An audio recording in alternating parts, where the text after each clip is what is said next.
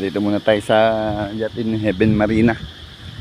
Galing kami ng Apo Marina. Pinapunta kami dito nung chip. Puntaan namin yung yating isa na yun. Yun, bababait pa namin yun. No? Sa likod nung kulay gray na yacht na yan. Nandun. Kabila. Bababain namin yan. Dito kami dadaan.